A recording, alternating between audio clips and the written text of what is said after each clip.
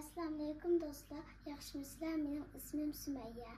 8-20 yaşqa girdim. Türkiye'nin Ankara şehrinde yaşayırız. Bugün sizlerge nimishqa Uyg'urcha o'rganganligim haqida so'zlab bermoqchiman. Bir kuni Ankara ana til maktabida opam bizga dars o'tayotdi va hammaylarni nimishqa ana til o'rgansizlar deb so'radi. Sinfdagi do'stlar har xil javoblarni berdi.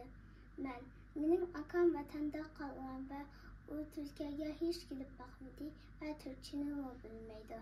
Akam bilen görüşkende Uygurca paylaşamazsam akam qanday gapimni tushunadi, shunga Uygurca o'rganishim kerak deb javob berdim. Cho'qim uyda Uygurcha paylaşishim kerak bo'lmasa opam bek xafa bo'ldi. Ondan har kuni cho'qim birden kitap okuyman. Ba'zida kitap o'qish faqat nam qo'shaqmaydi. Bu chog'larda opam "Zodi nimishqa Uyg'urcha o'rganmoqchi?" deb so'raydi. Men "Zodi nimishqa Uyg'urcha o'rganmoqchi?" Birinchisi, men Uyg'ur. Agar o'z tilini bilsam, qanday Uyg'ur hisoblanaman? Ikkinchisi, men akam, babam, bumam, qarindoshim, urug' tuqqanlarimni bek sog'indim. Ular bilan ko'rishganda Uyg'urcha paylaşishim kerak. Ularga deydigan bek jiq gaplarim bor. Uchinchisi, men cho'ng bo'lganda hayvon doktori bo'laman, yana muallim bo'laman. Vatanga borib bu ishlarni qilg'im bor.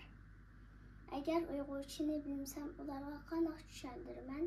To'rtinchisi, men bek jiq narsalarni bilgim bor. Kitap o'qib bu narsalarni bilalayman. Beşincisi, benim Norveç'de, Kazakistan'da, Germanya'da dostlarım var. Ular Türkçe bilmeydi. Ular bilen Uygurca paylaşışım gerek. Altıncısı, ben Uygur tamak etişini bek yaxşı görmen. Tordan dağınıq aşpazlarının videolarını görmen. Ular Uygur ve Uygurca yaşandı. Ben Uygurca bilmesem ularning gaplarini tushunolmayman va bilolmayman. Shunga Uygurcha o'rganishim kerak. Uygurcha o'rganish bek muhim deb o'ylayman. Xo'sh.